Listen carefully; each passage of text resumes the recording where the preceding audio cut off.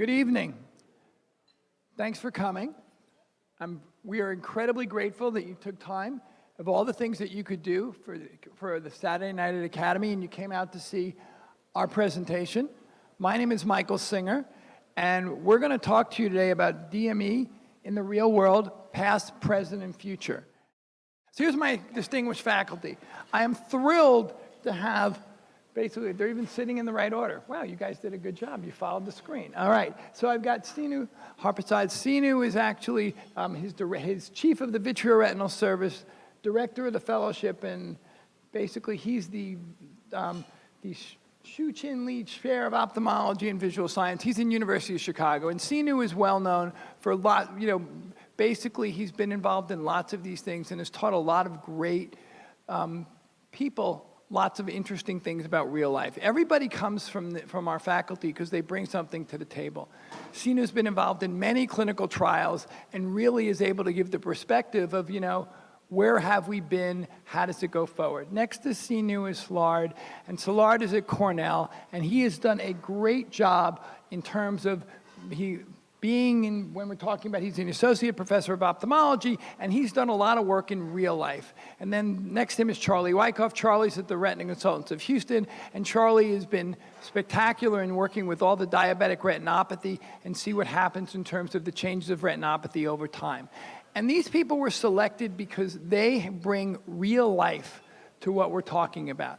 Because one of the things that about 6 months ago, I sat and I was sitting in a group like you, and I was looking at one of these talks, and what I realized very clearly was, look, in real life, when you do real life trials, you're going to hear about the clinical trials. You all know when you go to clinic, it's not real life. So when you look at the anti-VEGF trials, and then when you try to see real life trials, they seem to underperform. And when you use the sustained release trials, and you look at the real life trials, they seem to overperform. And why is that? And why is it that why don't we get what we see on TV, right? I mean, so you ever go watch the cooking show and you try to make the recipe and it doesn't come out when you make it? Well, that's what we're going to try to figure out today is why. With that being said, we're going to ask you some questions. This is a CME event, so besides getting good food, you get CME, which is important. So we're going to start with the first question. The Diabetic Research Clinical Network, DRCR, Protocol T is important because, and you all have these little clickers, so this is audience participation because I can't talk forever, okay? A, it compares intravitreal anti-VEGF and corticosteroid treatments for DME. B, it compares the treatment of the efficacy of anti-VEGF patients with early versus late DME. C, first comparative trial of available anti-VEGF in the treatment of diabetic macular edema. And D, none of the above. So please use your clickers, and let's see you click. I'm waiting for the Jeopardy music.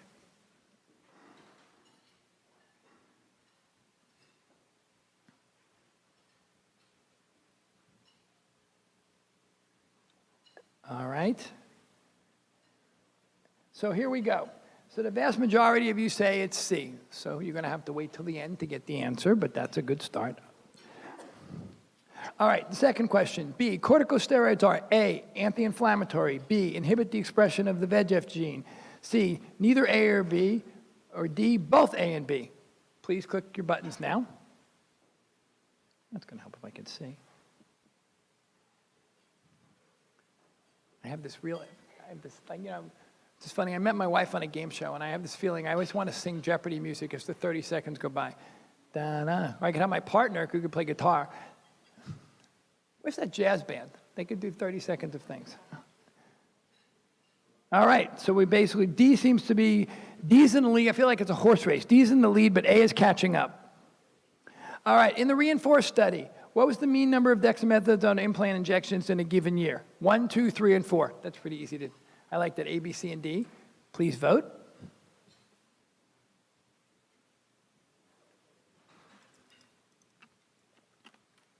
It could be like American Idol. You know what I'm saying? That they're voting on different people that can go forward. All right. We're almost there. Oh, let's talk about, all right. Basically, B and C. By the way, we also have, if you have questions during this process, not during the question and answers, mind you, but you can text questions to us And there should be a text number. We'll show you that later, but let me finish this. In the early study, what % of reduction of central retinal thickness after 3 injections was predictive of visual response at 3 years? Was it A, 10%, B, 20%, C, 30%, or D, 40%?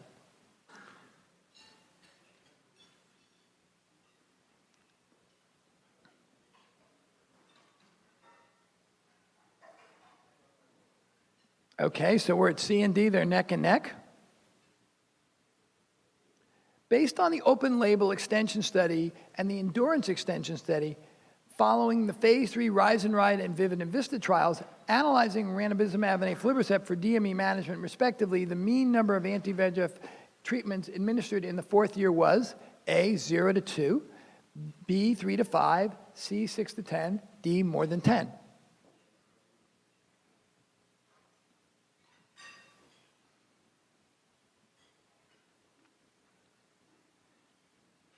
Okay, so B seems to be winning. In clinical trials examining patient appointment compliance trends, A, macular degeneration patients cancel more than diabetic patients but no-show less. Diabetic patients no-show more than macular degeneration patients but cancel less. Diabetic patients cancel and no-show more than macular degeneration patients. Or D, macular degeneration patients have higher no-show and cancellation rates more than diabetic patients.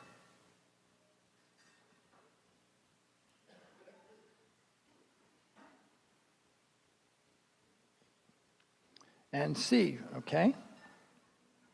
So, basically, without further ado, I'm going to have Sinu come up and talk about the current therapy to give you both a historical and present idea of the current landscape going on. Without Sinu. Thank you so much, Michael, for the kind introduction. Michael really didn't introduce himself, and we all have to thank Michael for being the most wonderful course director and helping put together the grant, and also thanks to Allergan for sponsoring this CME program, which is very much appreciated. So are we taking questions along the way, or what are we doing? Yeah. Okay, wonderful. So just to, keep your questions. I think there's some way to text them to Michael. Do they know how to text them?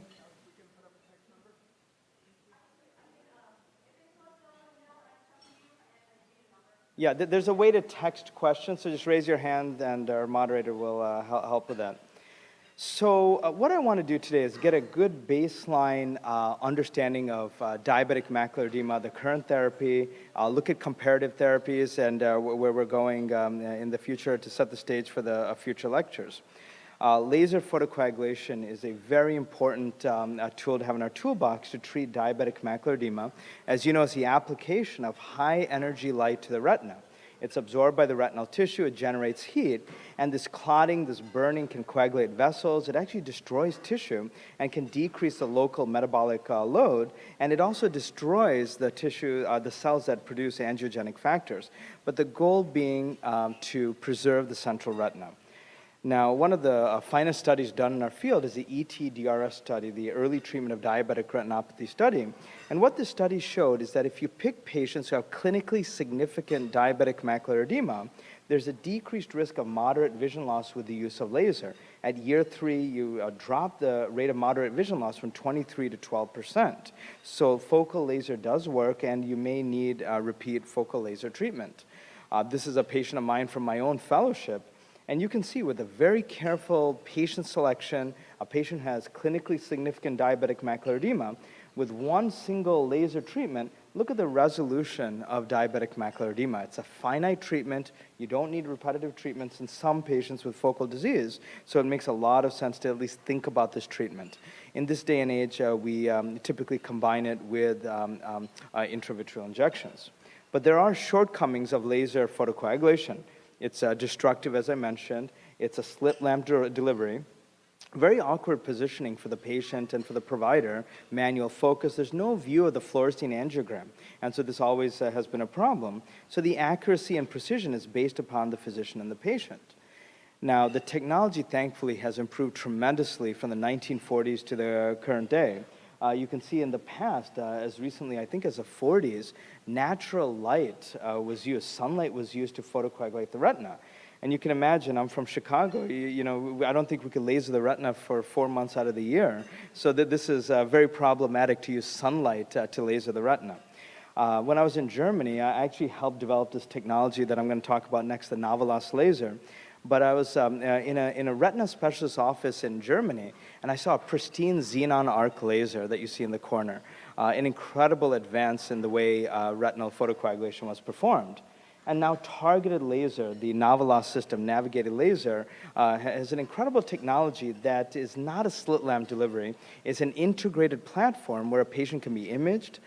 You can actually plan the treatment on the device, and then you can conduct the treatment very promptly and with excellent documentation. So you can actually superimpose the fluorescein angiogram on the treatment plan on the live tracked fundus image. So in summary, laser photocoagulation has been the gold standard for treating diabetic macular edema for over 25 years, and now it's frequently used in conjunction with intravitreal pharmacologics. But if you can identify that patient with very discrete focal leaking microaneurysms that are away from the central fovea, it's certainly a treatment that you can think about. Now, anti-VEGF therapy has revolutionized the way we manage diabetic macular edema. Why anti-VEGF? Well, there's good evidence for it that in diabetic patients, VEGF levels are through the roof. If you look at DME patients versus control patients, and you look at vitreous levels of VEGF, I mean, it's multiple-fold higher in the diabetic patient. And this is because of the ischemia, all sorts of factors that are released in the eye, so it makes sense to use an anti-VEGF agent. There are 3 therapies that we use for diabetic macular edema. The first one is Avastin. It's an off-label treatment. It's a full-length antibody. Then we have Lucentis, which is a much smaller molecule, about 48,000 Daltons, and it's approved for diabetic macular edema through the RISE and RISE phase 3 FDA registration trials. And then we have aflibercept or Eylea, and this is not only anti-VEGF, but anti-PLGF or placental growth factor, and the VIVID and VISTA FDA registration trials allowed for its approval in diabetic macular edema. Now, in the ranibizumab phase 3 trials, there were 3 groups, sham injection versus 0.3 and 0.5 milligram of ranibizumab. 2 years of monthly treatment, and then these patients who were transitioned, the sham group went to the 0.5 milligram dose of ranibizumab, the 0.3 milligram group stayed the same, and the 0.5 milligram group stayed with 0.5 milligrams out to 36 months, and then there was an extension study. In orange, you can see the patients who are treated with ranibizumab with very high dosing frequency, monthly injections of ranibizumab. Look at the very robust and prominent improvement in vision, especially in year 1, 9.1 letters.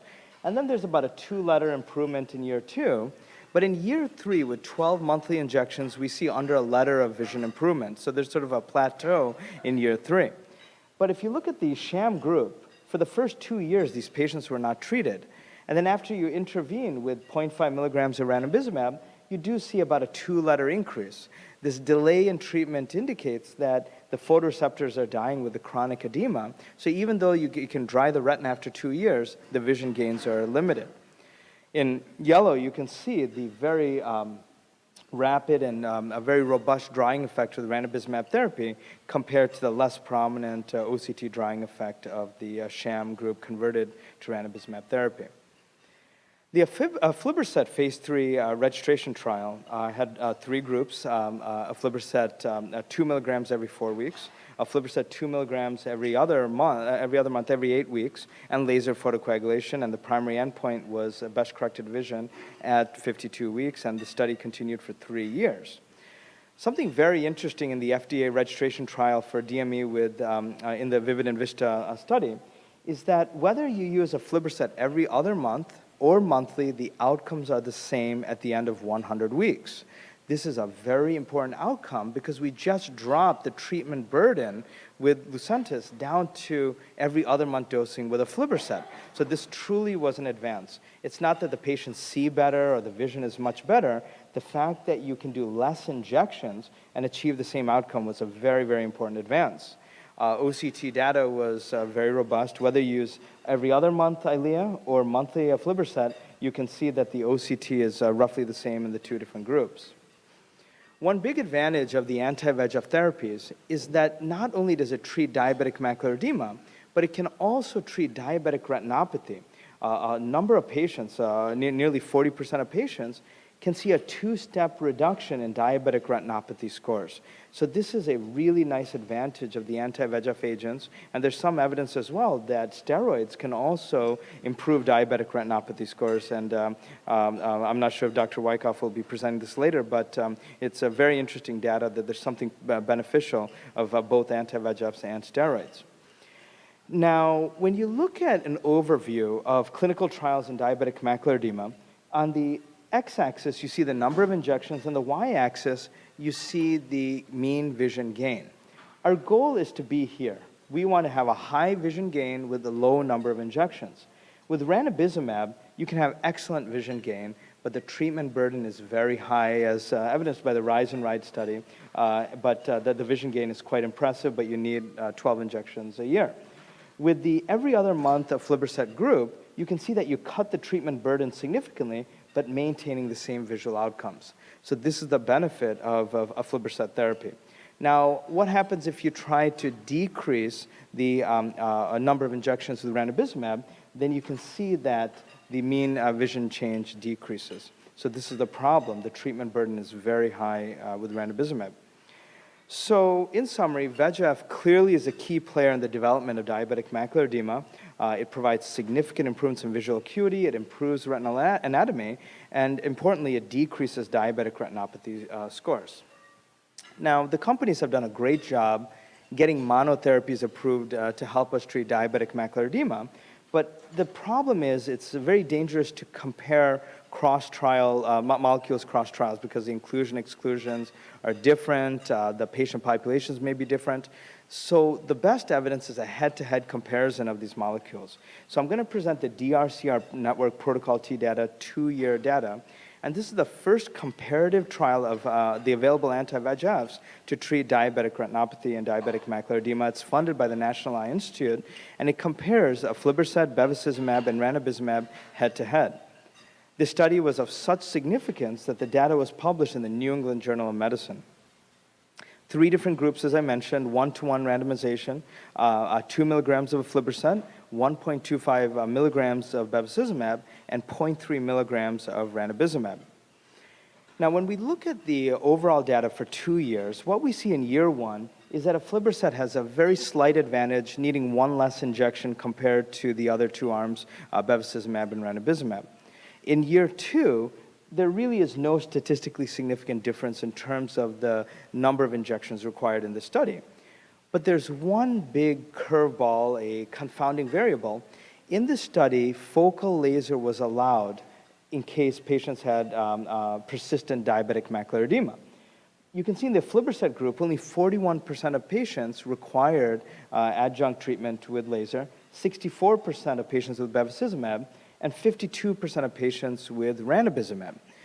So the question is, from between year 1 to year 2, if the efficacy was impacted by this increased number of focal laser treatments required in the non-aflibercept groups. So let's take a look at the time course of vision change in the 3 groups. Here we have year 1 data, and here we have year 2 data, orange being aflibercept, yellow being ranibizumab, blue being bevacizumab. At year 1, aflibercept clearly was the winner over both ranibizumab and bevacizumab in terms of vision gain. But from going from week 52 to week 104, you can see that the aflibercept group loses just a little vision. The ranibizumab group increases just a little bit. So this difference is no longer statistically significant. We wonder if the additional focal laser treatment, and focal laser does work in the treatment of this disease, if that caused this increase in the vision in the ranibizumab group. And bevacizumab numerically is the lowest in terms of vision gains out of the 3 different groups. Another important thing to point out is when looking at baseline vision, here being good patients with good vision, 20/40 or better vision, versus worse than 20/40, you can see that aflibercept has an advantage over the other molecules in terms of improving vision. So the worse vision, there seems to be some advantage to aflibercept therapy. It was more prominent probably in the year 1 data. And if you look at OCT thickness in orange, numerically, the aflibercept group does the best, but it's not statistically significantly different than the ranibizumab group. However, if you compare bevacizumab, it is worse than the other two groups in terms of its drying effect of the retina. So in summary, all three anti-VEGF agents are effective treatments for diabetic macular edema and can really help in this disease. The vision gains were seen with all three drugs at year 2, but differences did exist between the need for focal laser, and this is a confounding variable in this study. At worst levels of initial visual acuity, aflibercept does seem to have an edge over the other two molecules. So I would encourage you to text your questions to Dr. Singer if there are any along the way, and then whenever the time is appropriate, we'll take those questions. So now we're going to switch gears and talk about corticosteroids. Corticosteroids are anti-inflammatory, but they also inhibit the VEGF gene. There are two major steroids that we use. Both are sustained delivery devices. The first one is Ozurdex. It's 100% biodegradable. And the other one is non-erodible, and that's the Iluvien fluocinolone implant. There's some evidence that in more chronic DME, inflammation is more important compared to acute DME. You can see these inflammatory factors start to escalate in the eye as time increases with DME. So it makes sense to incorporate steroids in the treatment paradigm. You can see that corticosteroids inhibit a whole host of inflammatory factors as well as VEGF, versus the anti-VEGFs are a very big sledgehammer against one molecule, and that's VEGF. The Protocol Eye study gave us very important insights that corticosteroids can have very good efficacy comparable to that seen with anti-VEGF agents. So when looking at pseudophakic patients, you can see that the triamcinolone group did as well as the ranibizumab groups. Of course, in phakic eyes, triamcinolone causes cataracts, and so you did not see this effect. Really, the pseudophakic patients was where the benefits were seen. But we have another FDA-approved drug called Ozurdex, the dexamethasone implant, and this is a sustained-release biodegradable steroid implant. It's 0.7 milligrams of dexamethasone. And over time, it degrades into lactic acid, glycolic acid, it's essentially carbon dioxide and water. And this is what the implant looks like. It's a small pellet that's dropped in the eye and completely dissolves with time. In the MEAD FDA registration trial, we'll focus on two arms, the dexamethasone 700 microgram group and the sham group. It was a 3-year study, and treatment was allowed every 6 months. You can see that in phakic patients, the data was not as robust as the pseudophakic patients where there clearly was an advantage to treatment. But if you look at 3-line vision gainers, clearly the dexamethasone group did well with a 22% rate of 3-line vision gainers. Among patients who are phakic at baseline, 61% of subjects in the dexamethasone implant group needed cataract surgery versus 8% in the sham group. And the incidence of cataract really increased with time, really after year 1. But the vision improvements were prominent, especially after cataract surgery. So you can see in this group, light green is the Ozurdex group and white is the sham group. You can see that right around right before the cataract adverse event was reported, the vision dropped. But soon after cataract surgery, notice how the Ozurdex arms did even better than the sham group. So there's something protective of having a steroid in the back of the eye in the setting of cataract surgery. And ultimately, these patients do better because you're protecting the macula.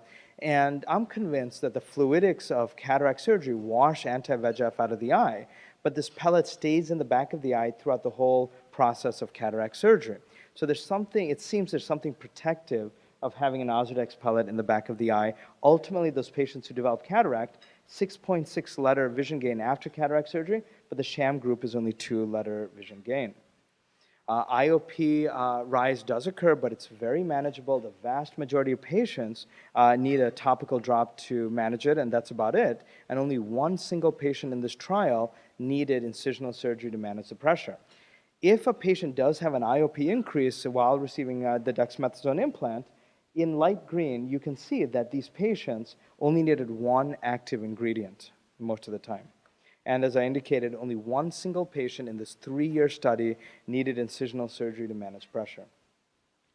The other implant that is FDA approved for diabetic macular edema is called the Iluvien fluocinolone acetonide implant. It's non-erodible, and it has a very unique FDA label. It's approved for the treatment of diabetic macular edema in patients who have been previously treated with a course of corticosteroids and did not have a clinically significant rise in IOP.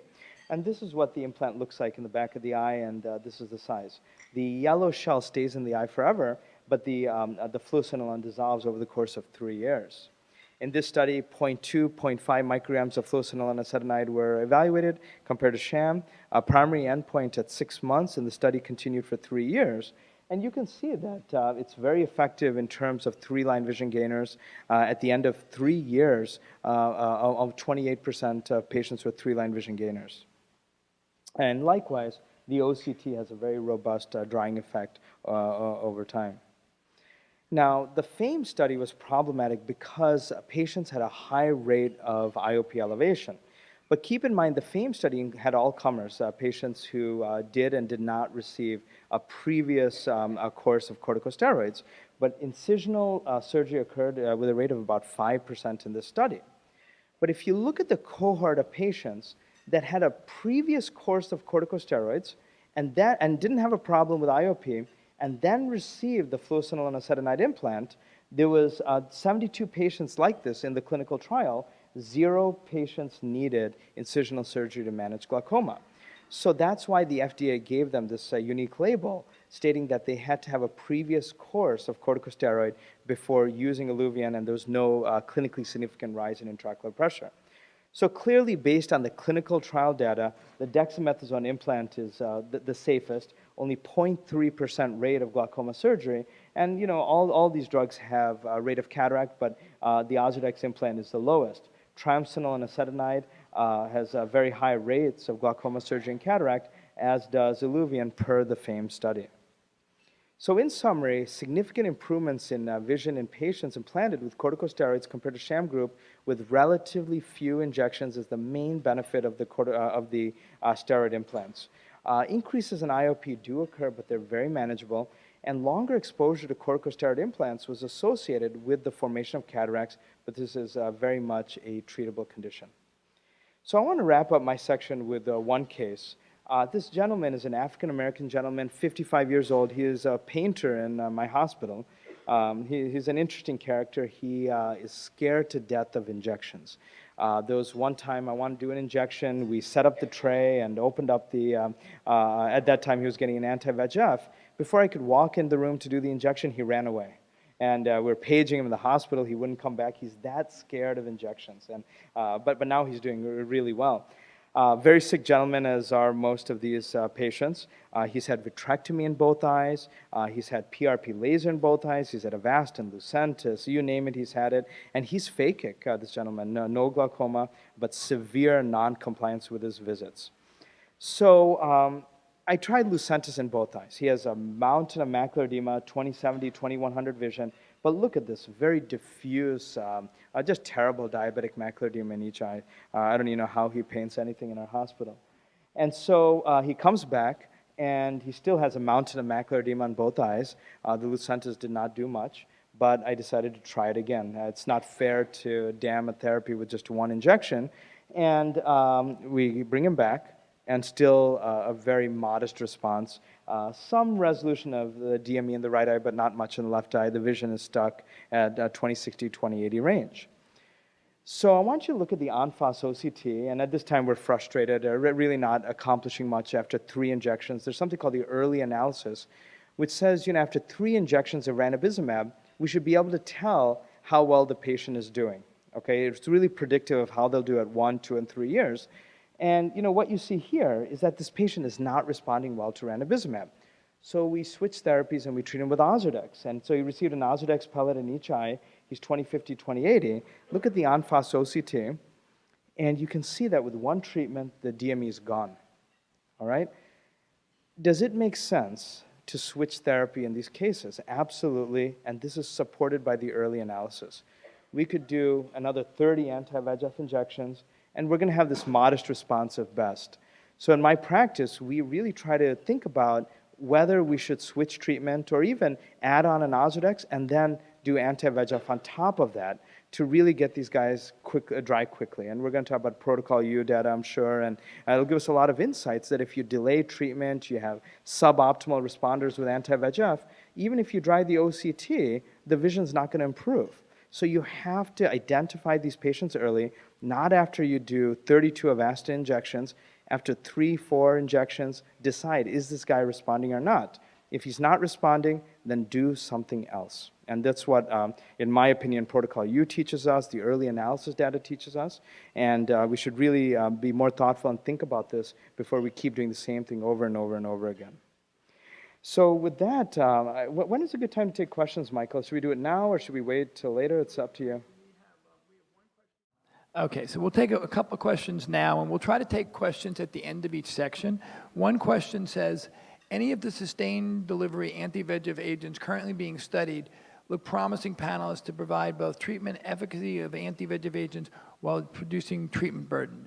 So we'll have the panelists, I'll have Charlie or Szilárd see what their thought is. And one of the questions is very interesting. So some of it, I may put this a little bit till the end of the discussion because Charlie's going to spend a lot of time talking about things that are in development. So I'm going to hold off on that question and then, okay. So actually, I'm actually going to hold off on both because these are both great questions, but I'm going to get you a little further along. You're kind of jumping the gun. We're going to talk about, because one of the things that's really interesting, and I'll start from here, is CNU set the stage. Well, it was good. CNU set the stage, which was wonderful, and you all got to eat, which is also wonderful, so I knew you didn't have to ask lots of questions. I have the other thought is now that you actually have food in your stomach and you can keep your hands together, I'm sure I'm going to get more questions going forward.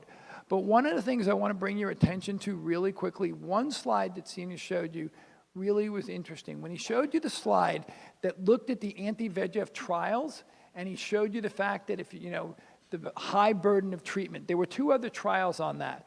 One was the Restore trial, and obviously as we started treating people with PRN therapy, that's a real-life trial like you treat people, the vision went down. So again, the take-home message that I want you to think of when you think of anti-VEGF is basically, in order to get the great vision, you got to keep giving shots over and over again. And there'll be analysis. I think Szilárd may have some of the analysis as well. The more shots you give, the better off the vision is. So one of the things, so CNU set the stage, and thank you for doing such a spectacular job. I'm going to take you to the next step. So the next step we're going to talk about is, that's what you know, right? I'm sure everybody in this audience has heard some of these trials over time because that's what got the medicines approved. Those were the things that, we ran clinical trials. Clinical trials are based on concepts that patients have to go and come in every month based on a criteria, and you've got coordinators that coerce them. You've got patients that are motivated. That's as good as you can be, okay? So let's see what happens in real life. So my job is to talk about a real-life story, which is a phase 4 clinical trial. First clinical trial we're going to talk about is Ozurdex. So let me give you a little historical backstory. The Mead study that CNU was so eloquently presented started in 2003, and it didn't finish until 10 years later. So essentially, it was very hard to recruit, and when they initially designed the trials, and everybody on this panel has helped design some of the clinical trials that you've heard about, read about, and gone forward, which is why I have such a wonderful, illustrious panel. We do things based on what we know at the time. But as you all know, times have changed. So the reality is by the time the Mead study came out, we realized from studies like Geneva and Shasta that Ozurdex was used differently in real life, and basically the Mead study was based on every 6 months. So the Reinforce study, which we're going to talk about now, was a multi-center trial done using patients in private practice. And private practice not being private or university, but non-clinical trial. So basically we know dexamethasone works. It's very good at controlling swelling and uveitis, retinal vein occlusion, and DME, but we wanted to see what happens in the real world. So we wanted to assess the safety and efficacy of real-world use of dexamethasone in DME. It was a prospective multi-center trial, but it was an observational registry trial. So basically what they did was, you didn't have to have a protocol. They looked on how did you deal with it in real life. So what they did was they captured data on your history, they captured data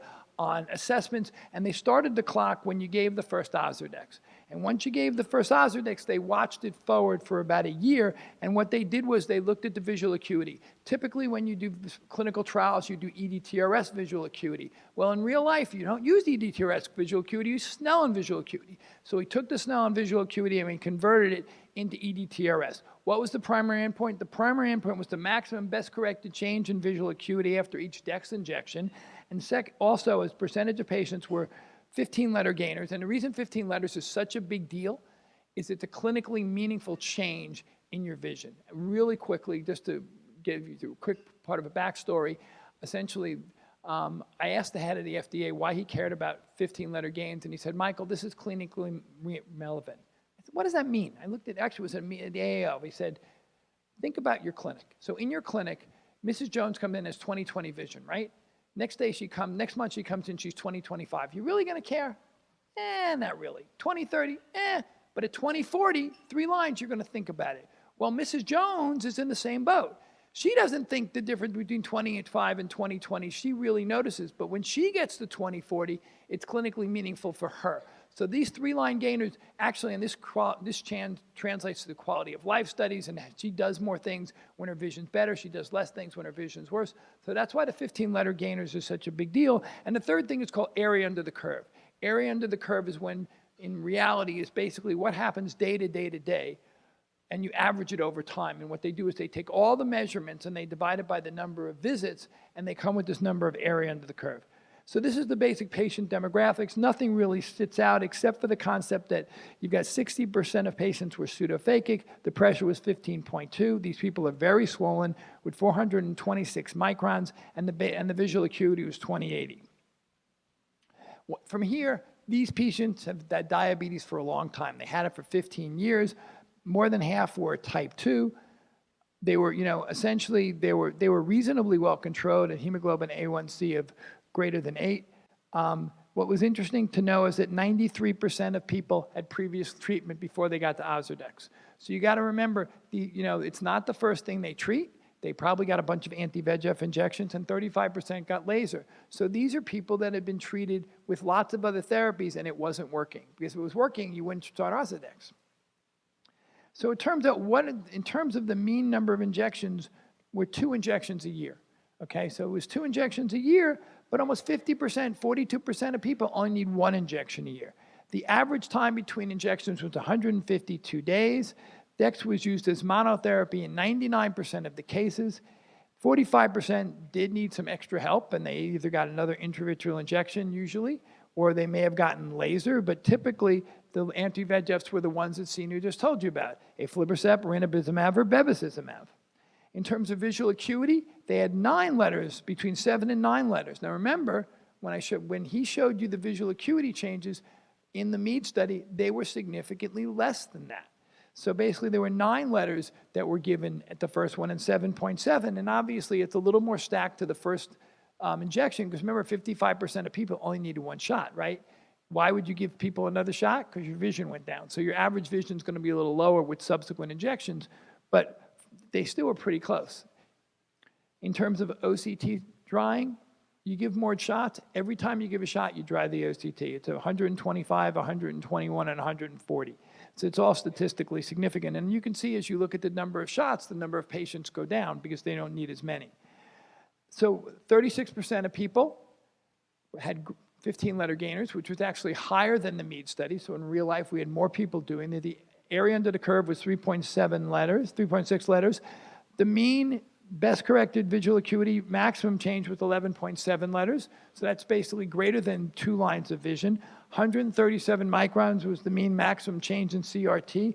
And 20% of people were considered, vision of better than 20/40 and dry retinas. So basically they got driving vision back. So this is important to understand that in real life, patients did better than they did in the clinical trial.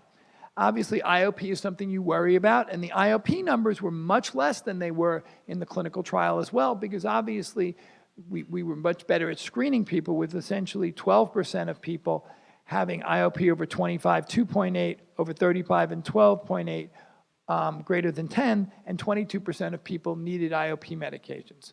So as we look into real life, Some of the things we saw in the clinical trial were worse, some actually were better, but the reality is that this is how you use it in real life. This is the adverse events, and nothing really jumps out at you. So in conclusion, in real world practice, DEX monotherapy and injective therapy improve best corrected visual acuity and central retinal thickness as well or better than the clinical trials that they were based on. There were no new safety questions going forward, and I do have to thank all the people that were involved in this because these are people that practiced in real life. So these were people that said, we're taking people out of our practice and showing what you know going forward. So this is one study. So I wanted to know, is it real? You look at studies and go, well, maybe you had certain groups and maybe this group was good or bad or anything like that. So we ran a study and we did a literature search. We went and looked at all the phase 4 clinical trials I could find in the literature. This is slide 1, by the way. Okay, I'm not going through all the numbers. This is slide 2, by the way. What you want to know, I looked at 19 clinical trials. Actually, my fellow looked at 19 clinical trials. And there were 874 patients that were studied. And the mean improvement in visual acuity was 9.25 letters. Basically, that was 50% higher than what you saw in MEAD. And the mean OCT thickness decrease was 159 letters, which was also better. So in real life, this was my initial theory, sustained release steroids do much better than their clinical trial counterparts. So, Sinu did a great job telling you, we talked about Ozurdex, we got to talk about Iluvien. So the user study is a phase 4 trial similar to the phase 4 trial with Reinforced. This is using Iluvien. It's a retrospective review, chart review of patients using Iluvien, and it was 4 centers. These were the people that did a lot of Iluvien. So you looked at 160 eyes. Patients had to receive Iluvien prior to January 1st, 2016 to be brought into this study. We wanted to see the correlation of DME treatments prior and after Iluvien administration. So they're looking at different things here. How many different times did you need shots, or how many rescue shots did you need? What were the number, and then you wanted to see what are the IOP signals going forward. Now, because again, the drug's now approved. In real life, how do people use it and what does it show? Here are your basic demographics. You basically should know that about 68% of people were pseudophakic, 22% were phakic. In terms of diabetes, you can see the numbers relatively similar actually to the Reinforced data. Visual acuity, so this is interesting. So I need you to bring is there a pointer here? Right, okay. Okay, this is the dotted line. The dotted line is when people transition to Iluvien, okay? So basically, you look at the vision. So people on Iluvien, no, they don't have this huge shoot up in vision. But the interesting thing, the vision remains stable. And this is an average over time. So initially, their vision was 60. And when you use Iluvien, you're not using Iluvien to make your vision better. It's to decrease your treatment burden. So in the Iluvien patients, the number of treatments, essentially, before they started Iluvien, they got a treatment every 2.9 months. After Iluvien, they needed a rescue treatment or another treatment 14.3 months. So its job is a sustained delivery mechanism, and it did sustain delivery. Now the question is, we're going to dig deeper. So when you dig deeper, people with better vision seem to need less treatments, and people with vision isn't as good. So the yellow line is basically people who have good vision. Essentially, the vision is 20/40 or better. They needed a treatment every 2.9 and one treatment every 3 months. Afterwards, they didn't need a treatment for 22 months. And again, you'd figure that out, right? Because people who see better don't have a lot of edema. They don't really need a whole lot of treatment. Now, the people whose vision was worse than 2200, they still needed a treatment every 3 months, they needed more rescue treatments, but guess what? Their vision went up. So basically, by using the Iluvien, their vision went up, their OCT swelling went down, they basically got better vision. Yeah, they weren't as good as people who didn't have a lot of swelling, but it still had value. The fact is the inflammatory response of the retina did well when exposed to a corticosteroid sustained release Iluvien. So then we're going even deeper. So now we're cutting the same data. We cut it in 2 parts, and we're cutting in 4 parts. So the top and the bottom you've already seen, right? The ones in the middle are people who are essentially somewhere between 2100 and 2040. And that is the yellow line. That's the middle line over here.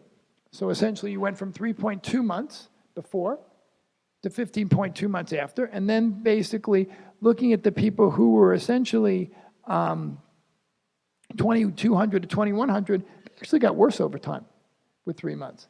and they got a little bit better, and they stabilized, and they needed treatment every 7 months.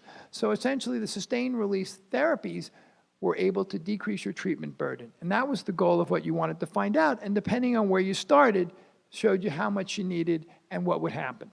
So the question is, we look at additional treatments. 37% of people of the whole population needed additional treatments, and most of them got anti-VEGF. 15% got steroids, and 10% got laser. But more than half people didn't need extra treatments. So Iluvien did work well, in over 50% of people. Again, the sustained release therapy seems to have value and do what it's supposed to do, decrease your treatment burden. Well, obviously we look at retinal thickness. So you look at retinal thickness, this is the overall population. When you look at the overall population, with the treatment every, we showed you this before, one treatment every 3.2 months, and then one treatment every 16.7 months. That with Iluvien, you have a decreased treatment burden, you also have decrease in your OCT thickness, as you can see over here in the yellow line. And that was statistically significant. When we look at people who, what I called people looking at the treatment of CST less than 300, okay, with dry, when you look at the dry population, they still needed a treatment every 3.2 months, and they needed a number of treatments 16.7 months. You can see over time that more and more people became dry using Iluvien. And you can see the numbers are going up, that you had a higher percentage of people with dry using the steroid process. The concept of adding the steroid dried their retina up, and you had more people that were dry. More people have dry, have more stable vision. Obviously, we got to talk about pressure, steroids, and turns out on the intraocular pressure and the overall population, it didn't budge. Essentially, here's what you had before. You add the steroid, no big difference. Now, we want to look at this. So we look at before Iluvien, break it down into pieces. IOP over 21, before Iluvien, they were 38%. After, it was 30%. IOP over 25, it was 15% before and 15% after. IOP over 30, it was 5% and 5%. Trabeculoplasty, it was 3 before, okay, and 2 after, so 1.9 to 1.3. Trabeculotomy, 0. There was 0 before. If you use the Iluvien based on the way it's been indicated by the FDA, you don't have any people who need a trabeculectomy. And in terms of other incisional surgery, the numbers are identical, 1.3 and 1.3. All the p-values are not significant, which means after you started Iluvien, your pressure problems didn't significantly change, which is important to know. When you pre-screen the people, just like Sinu told you, you end up in a much better shape, having more control of the IOP issues as well as better control of swelling and vision. In terms of medications, beforehand, essentially you needed 17.5% of patients needed IOP medicine. Afterwards, 24% needed, and the difference was not statistically significant. So you didn't have a lot more IOP medicines when you screened appropriately. So in summary, the majority of patients improved anatomic and functional outcome treated with Iluvien. There was a significant reduction in number of treatments needed to maintain and improve vision. Patients with better visual acuity at the time of Iluvien administration had the better benefits, and the risk of steroids is mitigated when you follow the label, you run into less trouble. So let's talk about safety, because we spent a lot of time talking about safety. Whenever you usually give a talk on anti-VEGF, and everybody at this podium has given lots of talks on anti-VEGF, 30% of the time we talk about safety. So I wanted to hit the safety in one fell swoop, so we're doing that as we speak. So this is the table of most of the major studies that were done in terms of DME and safety. So the highest thing of APTC events, which are thromboembolic events, the highest number there was on the left was protocol I, and that was the control group view. So understanding when you think about safety, the worst thing is actually the people who are in control. Now, obviously, protocol T, there was one that jumped up to be 12%, but essentially it's about 5 to 6%, anywhere from like 5 to 7 or 8%. We're talking about APTC events. And these are people who are diabetic, right? So they've got diabetic issues going forward. We talk about steroids. What's the safety thing that you worry about? You worry about cataract surgery. 61% of patients had cataract surgery during MEAD. 81% had surgery during FAME. IOP, when we talk about IOP, essentially you can see the difference, MEAD and FAME. 28% had IOP greater than 10 in MEAD, 34% IOP greater in FAME. As Sinu told you, there was much higher rate of incisional surgery in FAME than MEAD, 5 versus 0.3. And then basically medication treatment is pretty similar with 42 and 31%, or 41 and 31%. So I'm going to tell you a story. So now get your clickers ready. You've gotten lots to eat, okay? So I'm getting tired. I want a little more audience participation. I have a 73-year-old lady. She's got type 2 diabetes for 14 years. She presents with DME in the right eye and 20/80 vision. She started on anti-VEGF therapy, and they say her edema gets better after every injection and the vision gets better. But guess what? As you all know, anti-VEGF wears off. So she comes back and needs another shot. Here's our lady. So you can see over time, she starts at 20/80, goes to 20/50. You can see the OCT numbers on top, and you get the basic concept, right? Back and forth and back and forth and back and forth and back and forth. And the dates are very important. The interval is very tight. This is someone who's like a clinical trial. She shows up every month. Okay? So she's coming back for her next shot in January, because right now I know she's going to swell up in a month. And she said, well, doc, I missed it. I'm sorry I missed your appointment. I had to go to the emergency room. My face started to sag for 4 hours, and I couldn't speak. And the doctor wasn't sure if it was a TIA or a mild CVA. So now it's no longer my patient, it's your patient. So what are you going to do? Take out your clickers. A, continue the same agent. B, hold injections. Or C, change the medication. And let's do the clickers. Put down your answers.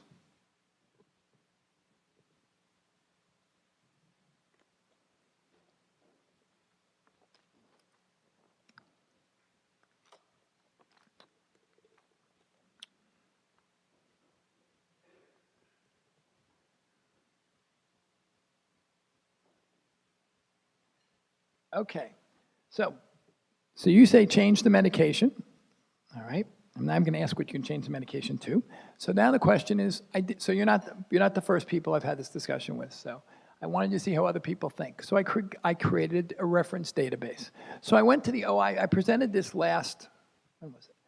About a year and a half ago now, in Vail, an OIC wave meeting. And basically, this is what they said. 44% said continue the same agent, 34% hold, and 20% change. You guys did a little differently. Okay. So now I'm going to ask you a basic question. Let's step back for a minute. So when you start your patients on anything like anti-VEGF medicines, how often do you talk about the APTC events, the thromboembolic events? Take out your clicker. Do you talk about it with every patient? Do you talk about patients with a pertinent history? Do you talk about hardly ever? Do you talk about never?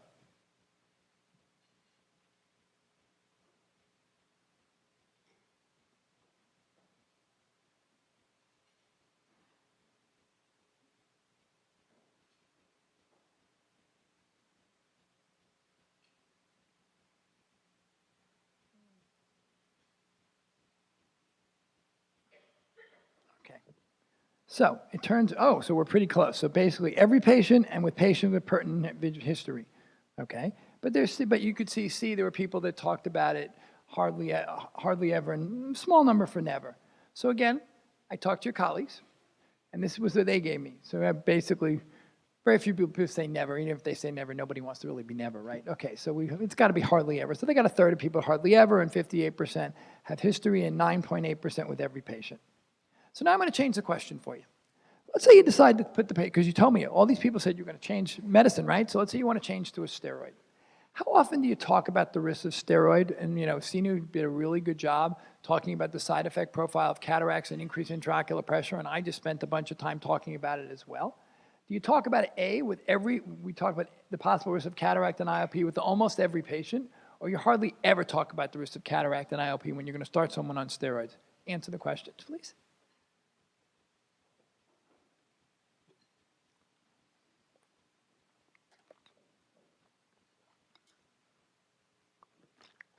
I talk about, so basically 78% of you talk about it with every patient. 17% talk about it, and I'm dying to know what E is, because I'm not sure what E fits in, but maybe that's good. My sister taught me to speak, and she always says, how many people say A, and people raise their hand, and how many people say B, and how many people just don't like to raise their hand, so then that just says C. So that's the E. Okay, so when I asked the question running forward, the people at the other meeting said 100% said I talk about it with every patient, and hardly 0 said no. So here's a question I want to answer. I want you to think about this. So as retina specialists, we are more concerned about something that can be treated with IOP or surgery than we are with something that could kill you. Right? That's what you just showed me. All right. With that being said, I'm going to switch the podium to Dr. Kiss, who will talk to you about some of the studies that Dr. Sinu spoke about. He did the original research, so he's going to go and tell you implications for Protocol I and all the stuff, why we make decisions the way we do. Thank you, Dr. Singer. It's a pleasure to be here, and thank you for coming out. I know you have other options this evening. Michael asked me to talk about our Protocol I analysis and some of the real-world data. Obviously, none of this is done alone or in a vacuum. And so the take-home message over the next couple of slides is in patients with diabetic macular edema, early visual acuity and OCT anatomic response may be predictive of long-term response. The data set that we analyze is a DRCRNet Protocol I. Because Allergan provided the steroid in this particular case, they had access to the raw data. And we analyzed that raw data in a similar fashion to what the DRCRNet investigators were able to do, or the committee. And the objectives were threefold. We wanted to look at visual acuity, anatomic response, and this area under the curve. We're going to be hearing a lot about the area under the curve because a response, whether it's anatomical or visual acuity at one time point, may not be indicative of what's happening over the long term. And this area under the curve may be more predictive of how patients are actually doing on a therapeutic agent. So predicting long-term visual response to anti-VEGF and diabetic macular edema. Looking at the Protocol I data set, we looked at a post hoc analysis starting at week 12 in the subjects who received anti-VEGF therapy plus or minus laser. We looked at the mean best corrected visual acuity change from baseline and looking at the 10-letter improvers in those who don't improve. If you look at the DRCRNet protocol population, you can see that about 40% of patients improve less than 5 letters after 3 ranibizumab injections. That's a pretty astonishing number. It means that the patients need to keep coming in, and even if they keep coming in, 40% may not improve even 5 letters. So when you look at those 5-letter improvers, what happens to those 5-letter improvers when you look at 1 year or 2 years out? Well, it turns out that eyes with fewer than 5 letters of vision gain after 3 injections showed limited additional vision gain even after 2 years of injections. So if you think about this as swimming in certain lanes, if you're doing well after 3 injections, you're going to do well or likely to do well with a lot of injections and a lot of follow-up out to the end of this particular study. If you're somewhere in between the 5 to 9 letters, you're going to remain somewhere in between. And if you're not doing so well after those 3 injections, you're not likely to do well. It doesn't mean that every single patient does poorly. What it means is that you're just not likely to do as well. So a minority of eyes with less than 5-letter gain after 3 injections do gain some letters. Some of them gain 10 letters. But that's a minority of those eyes. And remember, these eyes require all this treatment. So who are these eyes? If you have these less than 5-letter gainers now, and you look out to week 52, you can see that if you keep on giving these patients injections every month, then there are subjects or patients who will gain those letters. The challenge that I have, even on the Upper East Side of New York, is to try to get these patients who really haven't responded after 3 injections back into my office. Not for the 52-week, that's a pipe dream, but even for the 40-week or the 30-week follow-up. So 77% of limited early responders failed to show a greater than 10-letter improvement at 52 weeks. Subsequent average vision gain in these patients was less than 1 letter by study end. And so the conclusion of this particular section of the post-hoc analysis is that after 3 anti-VEGF injections with ranibizumab, you have a strong predictor of what may happen at 1 year and at 2 years. If you're a good responder after 3 injections, you're likely to be a good responder at 1 and 2 years. If you're a poor responder, while there's still a chance for you to respond with continued monthly visits and injections, that chance is much, much lower. What about anatomic response? Patients care about vision. We tend to care both about vision and what the OCT looks like. So we did a similar analysis looking at the same data set and looking at central retinal thickness response out to 3 years after the initial response to ranibizumab. So if you look at the response to ranibizumab, you can actually split the patients up into 2 cohorts after 3 injections or 12 weeks. You can split the patients up into those that had less than 20% response and those subjects who had greater than 20% response. 35% had that less than 20% response after 3 monthly injections. Eyes with less than 20% reduction at week 12 were significantly less likely to have greater than 20% reduction over the study duration, 156 weeks. Here are those eyes that didn't have that initial anatomic response. While some of them did go on to get that anatomic response, very few went on to actually get the greater than 20%. This is the opposite of if you do have that good response. So this seems to mirror some of the findings of the visual acuity. Now, eyes categorized by early central retinal thickness response differed in some ways from those that did not. Mainly the mean baseline central retinal thickness and prior diabetic macular edema treatment were different. If you had a thicker retina to begin with, or if you had a lot of treatment prior to entering the study, you were less likely to have that response. Even controlling for those 2 confounding variables between the study populations, there's still a difference. A significant association remained between the early response in OCT and the subsequent response out to 3 years. And this is really what it looks like graphically. You can see that these graphs are very similar to what I showed you with the visual acuity. The OCT response tends to swim in the same lane. The early response is predictive of intermediate and long-term response, even in these patients that come back in, even in these subjects or patients that are treated. So what is the conclusion of this part of our analysis? Well, the post-hoc analysis after 3 anti-VEGF injections of the central retinal thickness was significantly associated with long-term central retinal thickness in an unadjusted and adjusted analysis. Limited response early meant that you had limited response in the intermediate and long-term stage, similar to what was seen in the visual acuity. Now, I want to introduce you or perhaps remind you of this concept of area under the curve, right? And look at that in terms of duration of edema and the average visual acuity improvement. The same data set was included, the Protocol Eye data set, and we looked at patients with an observed central retinal thickness at baseline and at least 1 more at any follow-up visit. 367 patients from the Protocol Eye were included in this part of the analysis. And so what we did was we stratified patients into 1 of 4 groups. If you look here at the number of visits where there was excess edema in the first year, you get really 4 groups. Those that had 0 to 3 visits with excess edema, those that had 4 to 7, 8 to 11, and then 12 to 14. And we're going to focus on these that have 12 to 14. So it means throughout the first year, at every single visit, despite having anti-VEGF therapy, you continue to have macular edema in the first year.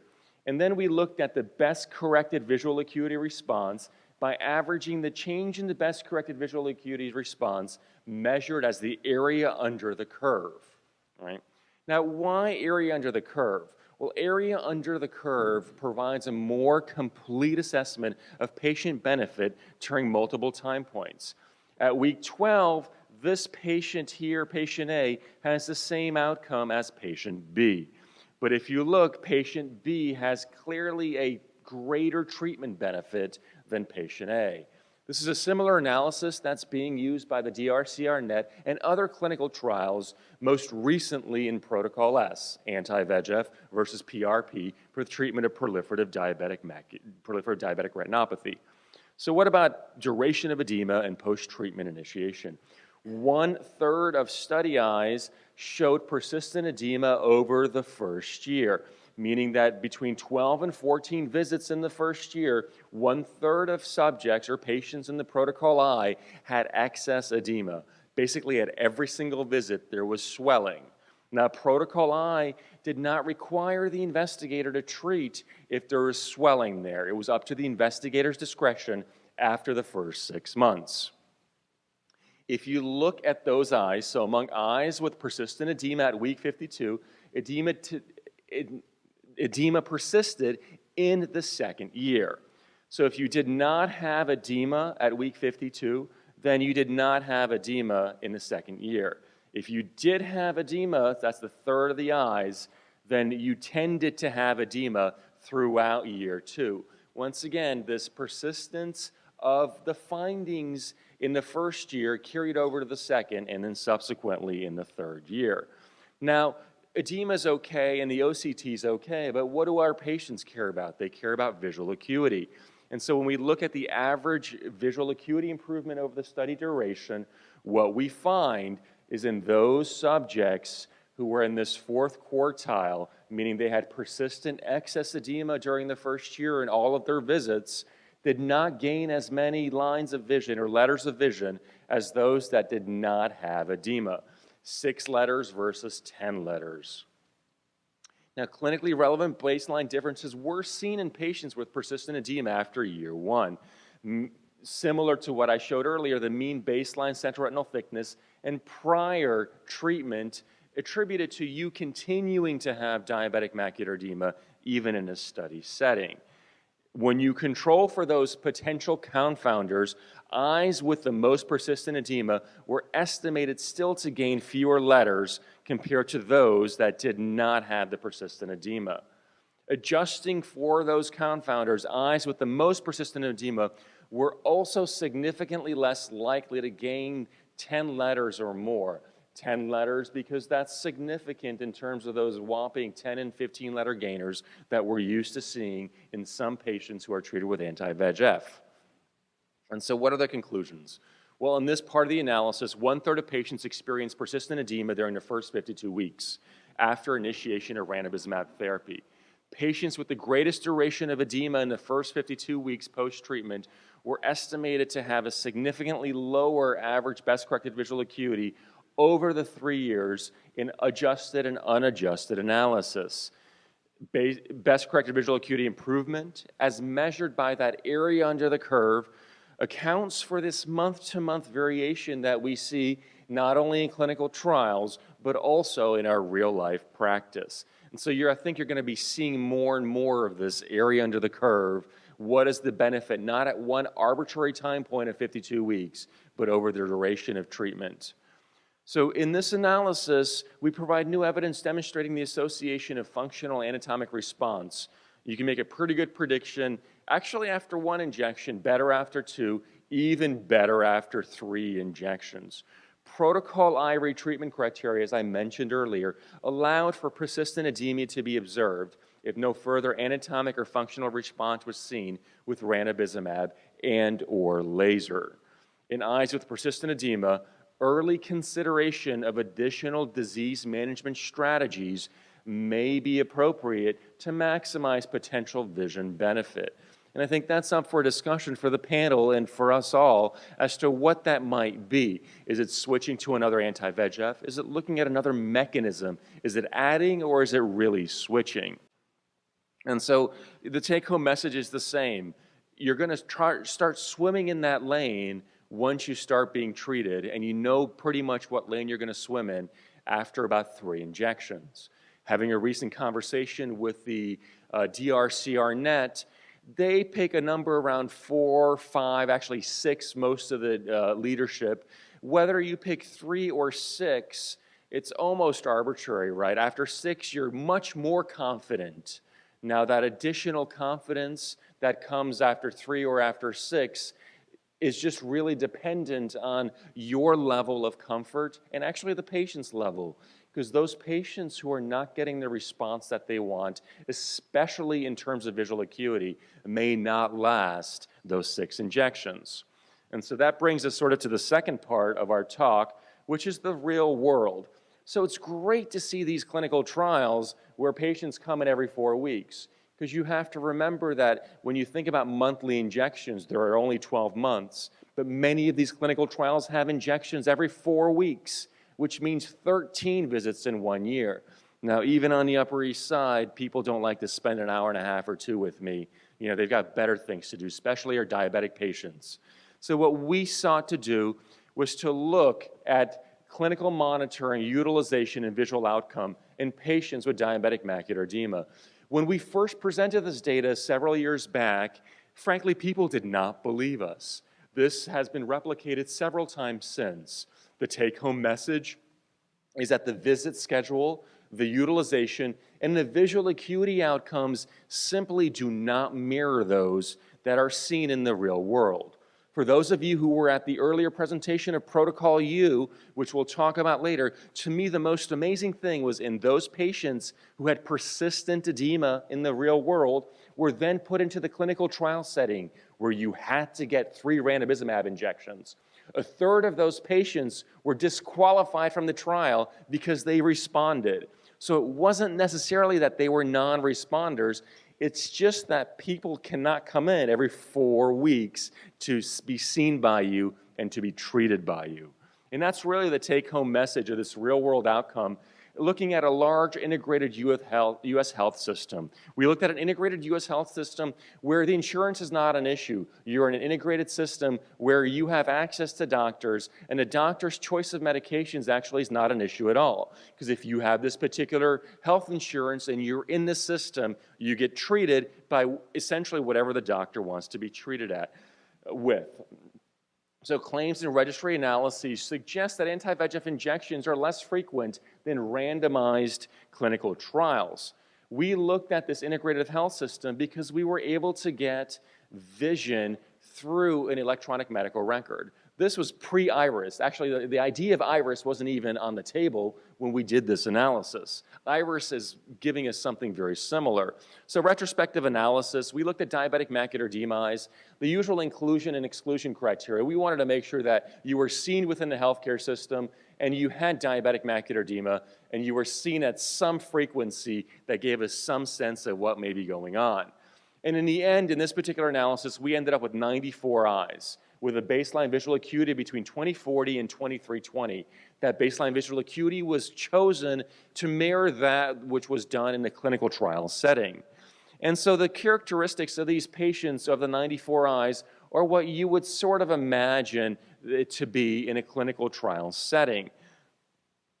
All eyes had at least one follow-up ophthalmology visit during the 12 months following the index period, and 54 of the eyes had consistent ophthalmology visits. So what do I mean by that? Month 3, 6, 9, and 12 windows, at least quarterly. Because your diabetic patient may come in, you may see them, and then you may see them a year later, even though they had macular edema that you may want to treat in between.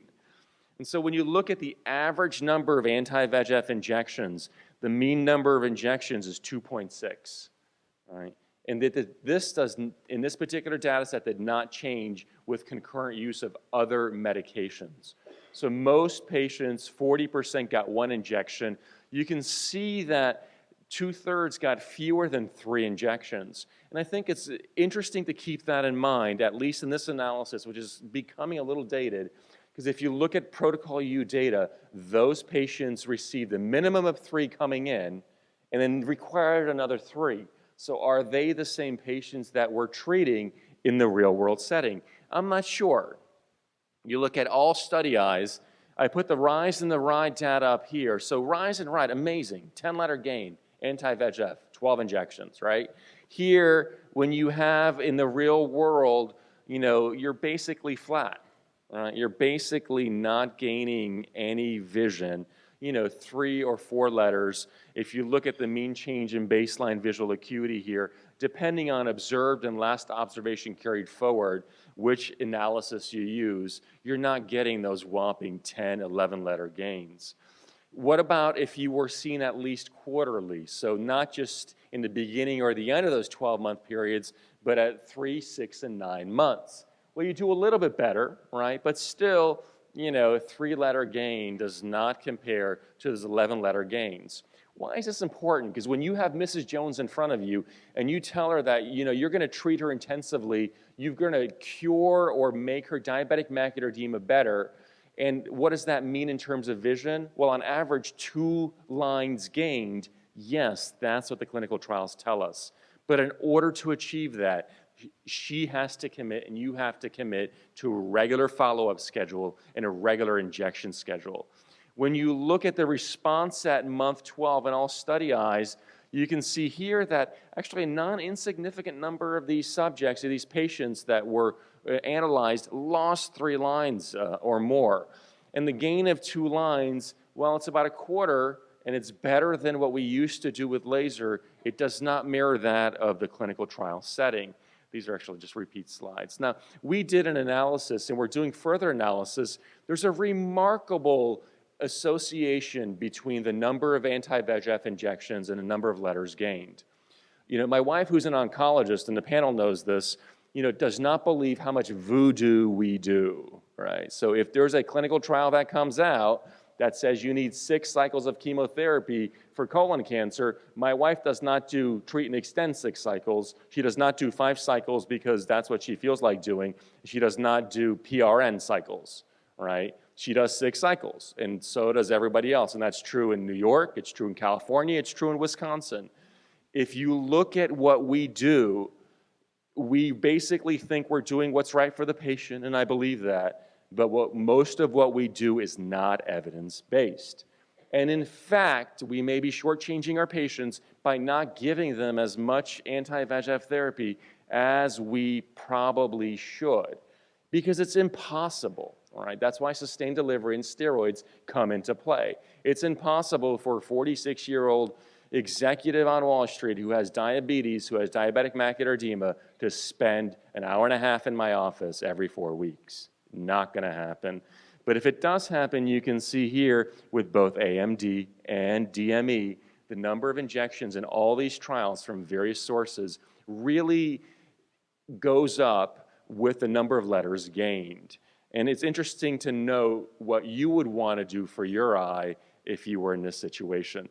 So the summary of the results, as I've been emphasizing, we're not treating our patients like we think we are, or like they were treated in the clinical trials that show these amazing results.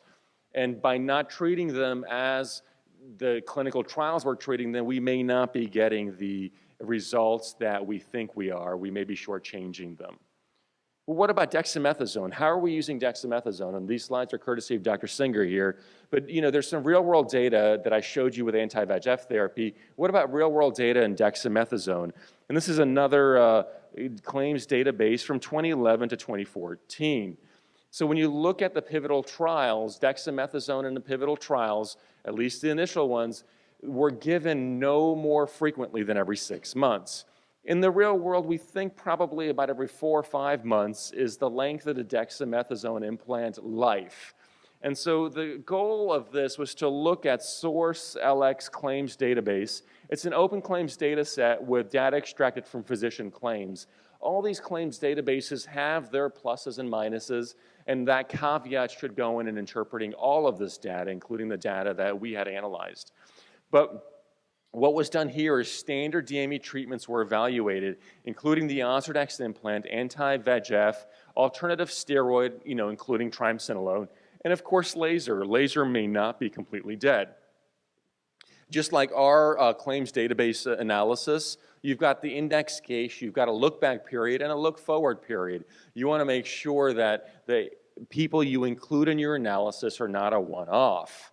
And so what are the results? Well, the baseline characteristics here look very similar to the clinical trial baseline characteristics. 139 patients had a diagnosis of diabetic macular edema alone. 193 patients met the inclusion criteria, but some of them had an RVO diagnosis as well.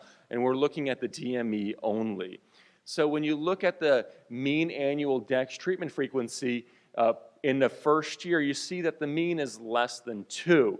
And most of the patients here received 1 DEX in that 1 year.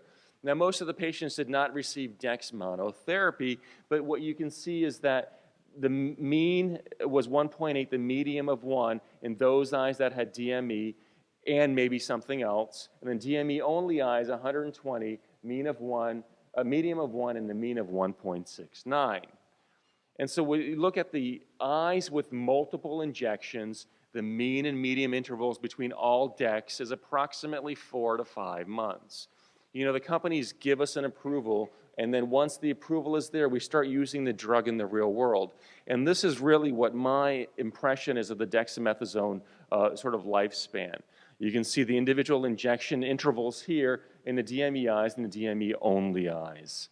And other therapies, well, other therapies were used here because oftentimes we're combining steroid with laser with anti-VEGF therapy. When we think about the protocol I analysis and when we did that, we didn't think that you would completely abandon anti-VEGF. We think maybe you would consider other things like a steroid add-on or perhaps even more laser. Now, when you think about this analysis, 63% of eyes were pre-treated with something else. 46% of eyes received no other therapies after the index DEX injection. When you look at the breakdown of other DME therapies in all eyes before and after DEX, you look at anti-VEGF, laser, and then other steroids. Anti-VEGF and laser were the most common in this real-world analysis. Other steroids occurred less frequently, but were not unheard of. When you look at the use of other therapies in pre-treated eyes before and after DEX, what you see is that 66% of eyes were pre-treated. About 70% of pre-treated eyes continue to receive other therapies after getting Ozurdex, and about 30% of pre-treated eyes discontinued other therapies after getting the Ozurdex. Now, what is the breakdown of the pre-treated eyes? Very similar. You get the anti-VEGF, you've got the laser, and then you've got other steroids. One thing to note is that the number of anti-VEGF treatments after the dexamethasone is given is significantly less than what is done before the steroid is given. And so when you think about what do we do in the real world, we try to incorporate these clinical trials that use monotherapy, and we incorporate them in order to maximize the visual acuity, in order to treat the OCT, because many of us treat the OCT, but also to decrease that treatment burden. And here you can see that there's an apparent decrease in that treatment burden with the anti-VEGF therapy. Here, use of other therapies in non-pretreated eyes after the DEX. You can see here that after the index DEX, and this didn't come out that well, but 33% of eyes were not pretreated prior to 12 months. 23% of eyes started other therapy, and about 75% of these eyes remained on DEX monotherapy. So in U.S. clinical practice, DME patients are typically treated with DEX slightly more frequently than the phase 3 clinical trials.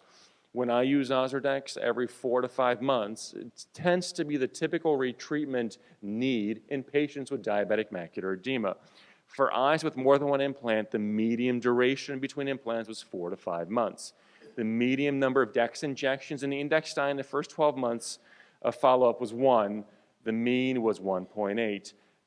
A minority of eyes were treated with DEX as monotherapy, receiving no other therapies. Use of other therapies decreased, specifically the anti-VEGF use, after the dexamethasone was given in this real-world analysis. And so thank you again for spending an evening with us, or a short evening, and text your questions here. Thank you, Michael.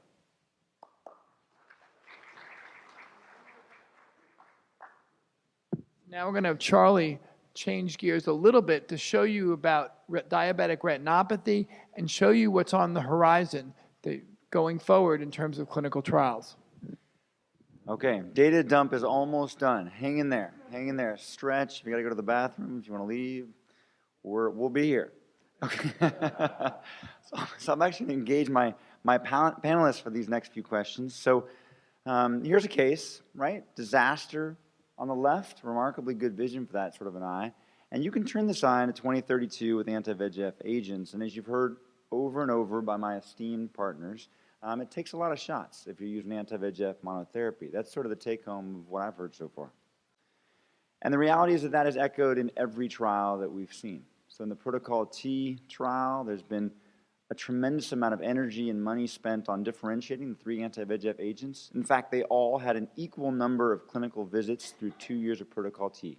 Every single patient, regardless of which arm they were in, on average, it was 23 median clinical visits, regardless of the drug that was used.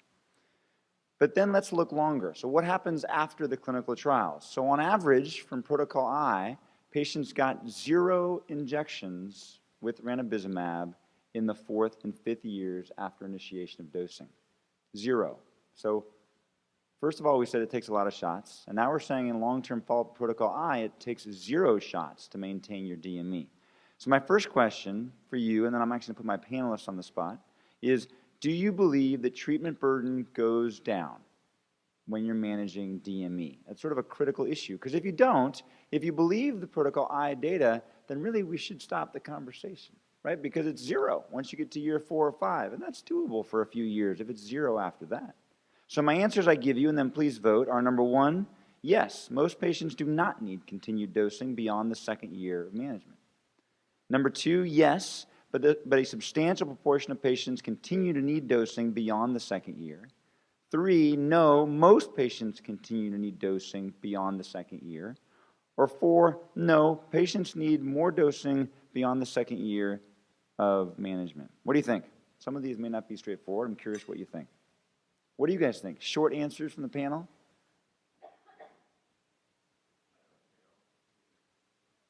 I think that we have to be very careful when we talk to our patients about that decreased treatment burden.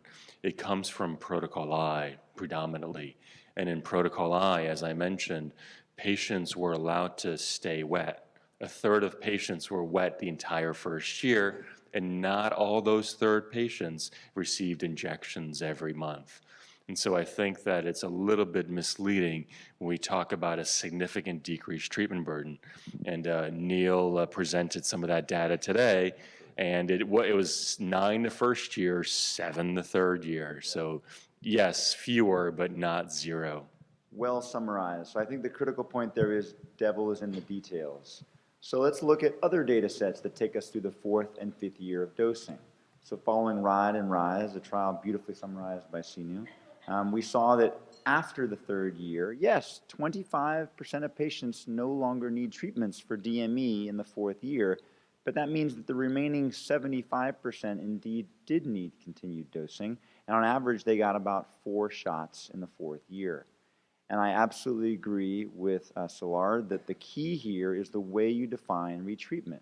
So the stated goal of the DRCR network is to optimize outcomes while minimizing treatment and minimizing cost. And so they have a caveat in all of their trials where you can stop injecting, despite the fact that there is persistent fluid with visual acuity loss, a situation that I would venture to say no one on the panel actually does in their clinical practice. In comparison, all the other long-term extension trials allow you to continue to treat patients in the presence of persistent edema, and that's why the difference in these treatment dosing. So let's come to a case. Think about how you would manage this, and I'm going to put Sinu on the spot here. So here's a patient that's 21, 25, not happy. You treat them for 3 years, and now they're 20, 25, and ecstatic with very little DME. So at this point, Sinu, what are you going to do? Is this a PRN situation? Are you going to continue to dose them? So far, we're just using anti-VEGF. Yeah, I mean, if he is 2025, he's Happy. dry and happy, I would start gingerly with a treat and extend paradigm. Yeah, and so would I. In this case, we actually stopped treatment completely. He got a couple shots over 6 months, and then by the end of the 1st year, he's coming out into this pattern where he's needing a shot every other month with aflibercept. And I show this case because sometimes people don't believe that you get this recurrent edema once you dry it out. Some people are under this philosophy that once you get rid of the DME and they're totally dry, it's not going to come back. Or if it does, it's going to be slow. In fact, many cases are exactly like this, where you do see this rebound edema if you don't keep them dry. So I agree with Sinu. I think actually treat and extend is a reasonable and my preferred approach for DME rather than PRN. Because you want to avoid these bouncing retinas if you can. And you see this with RVO, but I think you also see it with DME. Okay, so we took this to look at aflibercept long-term dosing instead of just the open-label extension with ranibizumab. So this was the Endurance Phase 4 open-label study assessing the long-term need for aflibercept. And the most challenging part in designing this study is what deserves retreatment for DME. This was a PRN-based retreatment because we were trying to truly assess actual need. Right? For wet AMD, I think most of us in the room can agree that most subretinal or intraretinal fluid involving the fovea needs to be treated and needs to be treated aggressively. For DME, it's a little more vague. And so we define something called clinically relevant DME, which we allow the investigators to define. And I'll ask my panelists this now, but here are some examples on the left that during the trial were determined to be clinically relevant DME. And on the right were examples of a little bit of DME that was not determined to be clinically relevant. So how do you determine, Mike, what is relevant DME that needs ongoing aggressive therapy before you start extending the interval? So I look at a couple of things. I want to know, has there been change in the patient's vision? I look for visual acuity. I look for subjective vision. And then I look for the amount of fluid, both intraretinal and subretinal, that's affecting the center of the fovea. You know, central field thickness, or I call central swelling, I'm obviously concerned about. Paracentral edema, and especially when they're like small cysts, I'm not as concerned because it's not like wet AMD over time that we have to get everybody as dry as possible. So again, I think I really take a pretty holistic approach by looking both at the anatomy, the exam, and talking to the patient to figure out where I'm going. Now, obviously, the ones on the left, it's not a decision. The ones on the right, especially when we look at like the third one, you know, and the fourth one, that may be what they're going to get to. Good. So in endurance, we saw that on the left of each of this slide, you see the visual acuity gains achieved during the core VISTA phase 3 trial. And on the right are the visual acuity curves after their endurance for 2 years. You can see you can maintain their visual acuity gains achieved in the phase 3 trial with significantly reduced dosing. Same thing anatomically. You're achieving anatomic gains during the intensive dosing during the phase 3 trials, and then you can maintain those anatomic gains with significantly reduced dosing. So what does that mean? Well, we saw almost identical data here as we did in the open label extension, right? So the open label extension was ranibizumab, and the endurance trial was aflibercept. This showed 25% of patients did not require retreatment in the 4th or the 5th years, but again, that means that 75% of patients indeed did require retreatment, very similar to the open label extension data in that it was about 4 injections per year is what you need to maintain these dry retinas. So let's look at another case. 2100 at baseline. You treat them again for 3 years. Again, they look perfect. This guy's 20/20. There's no edema on that scan that I can see that's significant, and the angiogram looks pretty good. So anybody on the panel going to actively continue to treat this person on a monthly or a fixed interval? Any takers? Anybody going to switch to PRN at this point? Man, this eye looks great. Okay, that's where we're going to go. So we do that. Don't give a shot for 6 months. All right, we're in the clear, right? Wait a minute, hold on. Don't forget your exam. So on exam, there's no DME, but now the eye is full of blood. Not vitreous hemorrhage, but intraretinal hemorrhage, right? You had no intraretinal hemorrhage when they looked great, and now the DME has not recurred. They're still 20/20. The patient's happy as a clam, but now they got all these spots in the middle of their peripheral retina. So Laura, you were a pioneer in wide field imaging, and you taught us a lot through some of your publications. Is that important? It is, yeah. I mean, I think that we're moving towards treating diabetic retinopathy in addition to the diabetic macular edema. So are you going to all restart injecting now? No, I would not. 20/20 eye, you know, I've got a philosophy that you can't make a 20/20 patient any happier. Absolutely agree. But this is, of course, the context of a clinical trial. So what did we do? Well, we retreated this patient. So let's see what happens. So 6 months later, voila, the hemorrhages go away.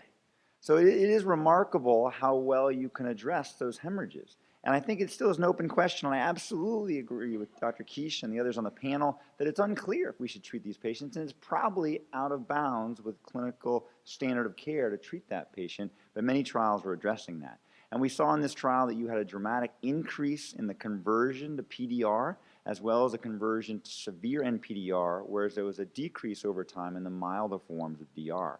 We saw exactly this in the open label extension. About a third of patients are showing worsening of their retinopathy status, despite the fact that they have not had recurrence of their DME.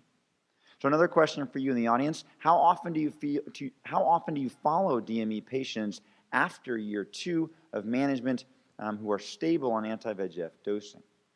A is monthly, B is individualized, C is quarterly or more frequently, D is I send them back to their referring physician, or E, annually.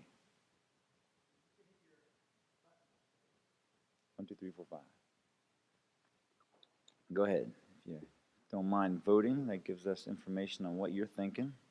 And we have received some questions on clinical trials up and coming, so we'll go through that. So most of you are doing C, quarterly or more frequently. I think that's reasonable, right? I rarely go beyond quarterly intervals on people that look great. Any other comments on that? Great, and I'm going to move ahead. So last section before we get to protocol U. So the future, we've had some questions on this. Let's talk about this. So I think about the future for DME and DR management in 5 buckets. So I'm going to take you through those. And the first, and I think the one that is no longer in the future but is now very much in the presence, is the expanded use for our pharmacologic agents for NPDR treatment. Okay, so what do I mean by that? Well, we learned early on with the anti-VEGFs that you can dramatically blunt the progression to PDR, right? PDR is a devastating form of blindness from diabetic retinopathy, separate than DME, and if you treat these patients with anti-VEGF agents, you dramatically slow the progression to that. And so the question has been, great, anti-VEGF agents work well for that. Can steroids do the same thing? What about dexamethasone implant, Ozurdex? What about the fluocinolone implant, Iluvien? What about cheap triamcinolone? And what about the Retisert implant? Well, of interest, which of these agents on this screen was the very first agent to show improvements of retinopathy severity? I wonder what everyone would vote. I won't ask. Well, I'll tell you, it was fluocinolone. Who would have thought, right? The Retisert implant. Dean Elliott wrote a very important paper published in 2011, and I quote their discussion here in yellow. To the best of our knowledge, this is the first study conducted involving any ocular treatment that demonstrates a reversal of non-proliferative DR severity. So you hear a lot about the anti-VEGFs doing it, but lo and behold, the steroids can do it too. We saw that then in Protocol I, right? You have Lucentis on the left, you have triamcinolone in the middle, and focal laser on the right. And steroids and anti-VEGF had exactly the same impact on slowing progression to PDR in the DRCR Protocol I.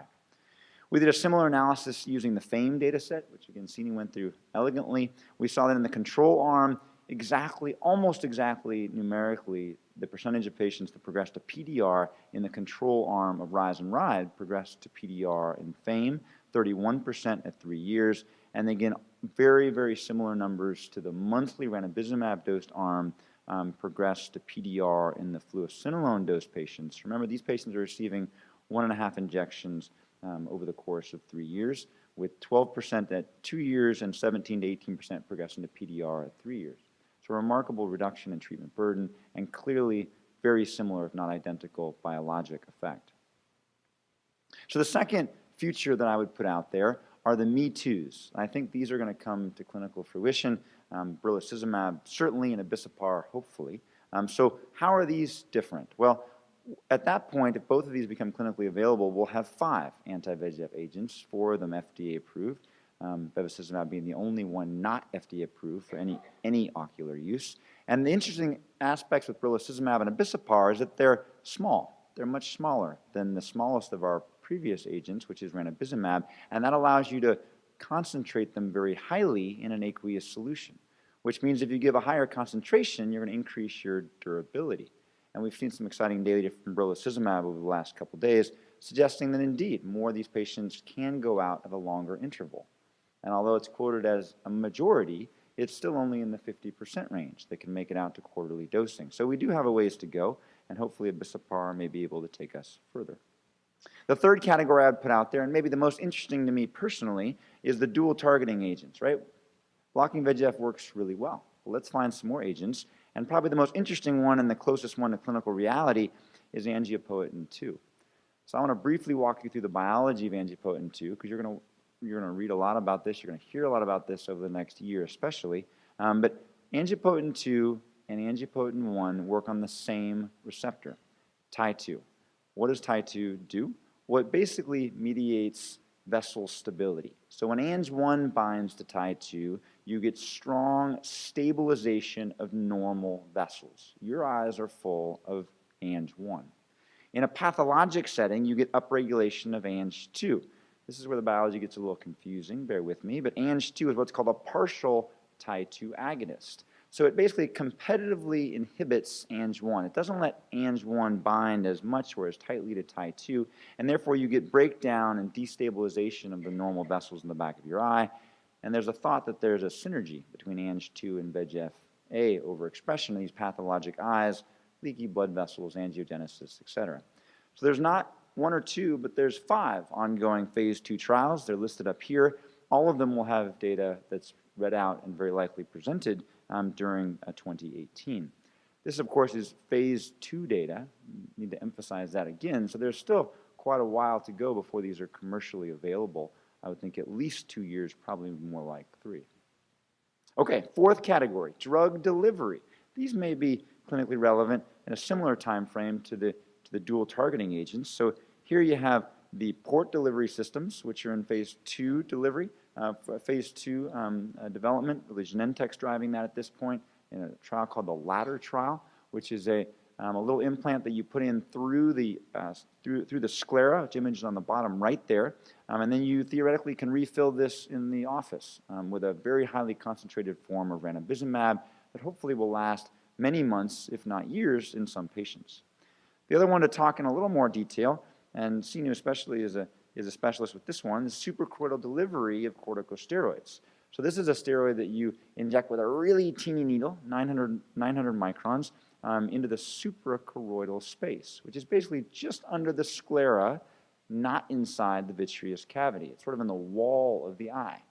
And the hope is that by injecting steroids there, we may be able to see less side effects, less IOP elevation, less cataract acceleration, and maybe an increased durability. But the jury is still out on all 3 of those topics.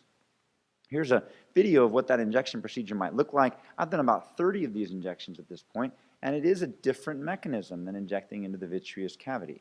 It's a little more focused procedure to make sure you get it in the right place. Multiple ongoing phase 2 and phase 3 programs. Any of us are happy to discuss. So the last one are what I call the moonshots, and I definitely put Dr. Keish as a specialist in this regard. These are the things that are, really exciting. This is the flashy stuff. This is the gene therapy. Szilard gave an incredible talk about that yesterday. Stem cells, drops, pills, subcutaneous delivery. These are all the things that are truly disruptive. The only one that I really want to mention here in any detail is AKB-9778. This is the one that I think would make it to market soonest, as long as there's continued to be positive phase 2 and phase 3 data. This is a subcutaneous injection. So imagine you're a diabetic patient using insulin that gives themselves subcutaneous injections every day, multiple times a day. Well, this would just be one more injection for them to give into their subcutaneous tissue, which would modulate what's going to be the Tie2 receptor, the same thing that the angiopoietin-2 and angiopoietin-1 axis works on. That's exactly where this small molecule works on also. So it activates the Tie2, it activates the same pathway to stabilize vasculature. And the important graph here to look at on the left is the proportion of patients with improvement in retinopathy severity with, in orange, AKB-978 by itself, in blue, ranibizumab alone, and then in the blue plus orange, the combination dosing. So it seems that subcutaneous delivery is able to reverse diabetic retinopathy severity levels to an identical degree as ranibizumab in this short phase 3 trial. So there's an ongoing, quite large phase 2 trial, 150 patients in three arms. So we will see if that biological signal persists. And then, of course, we will still have to wait for phase 3. So that's a summary of the future data, the future trials and upcoming data that you will see over the next couple of years, I believe, that's going to change the field. At this point, I'll hand it back over to Mike, who's going to... So the question is, we talked about real life, so I got cut off a little bit. So I actually surveyed your patients. What we did was we went and ran a compliance study to show between wet AMD and DME. So what we did was we sent a survey and we sent it to 1,726 retina specialists. Now you may have, some of you who didn't get it may have gone in your spam, or you may have been something that you didn't believe me. But I wanted to know, in the old days, we're going to talk ICD-9, it's old school, 362.52, which was the injection code for wet AMD, and 36207 was for DME. And basically, we wanted to look at your electronic medical record data to figure out how many patients canceled and no-showed. Now, understanding a cancellation means Mrs. Jones calls you up and says, I can't come to see you, Dr. Kiss. And basically, Dr. Kiss's staff is not going to let you off that telephone until you make another appointment. No-show means they kind of blew you off. So what we had 87,000 patients were analyzed from 39 practices, 49,000, about 50 grand for wet AMD and 37,000 for DME. We then looked at the concept, and what we found was 13.5% canceled and 3.27% were no-shows, and then that was for your AMD patients. And then for your DME, 14.32 canceled and 10% were no-shows. So if you look at your odds ratio, the chance of DME patients not showing compared to AMD was 3.296. What that means is 3 times more likely to no-show you than cancel on you. So basically, that's interesting to know. Well, that was the US. So we wanted to say, well, it's the US, so basically, the patients have other places to be, but they also pay copays. Maybe it's the money, right? Everybody says how tough, you hear all about how it's the money. So I said, why don't we go to Europe? So here's the American data, graphically put. So we go to Europe, and we surveyed Europe, and it was 22,000 patients. 28,000 were wet AMD, and 1,600 were DME, a little smaller, but still, a lot of people. And it turns out 14.47% canceled and 1.83 were no-shows. And for DME, 15.9% were cancellation and 12% were no-shows. So essentially, look at the difference in no-shows. The odds ratio was 7.3, almost over double the cancellation rates for DME versus AMD versus the United States. So I think this is interesting to look. This is the cancellation rates for the EU. And basically, the cancellation rates were higher anywhere in the globe with DME more than AMD. They don't show up. They are more likely to cancel. DME are more likely to cancel than your AMD patients and much more likely to no-show. So whether it's in the United States or in Europe, they're doing that. What are the reasons? Well, obviously, these are the graphs again, so you can remember. And essentially, DME patients are working age. They've got other places to be.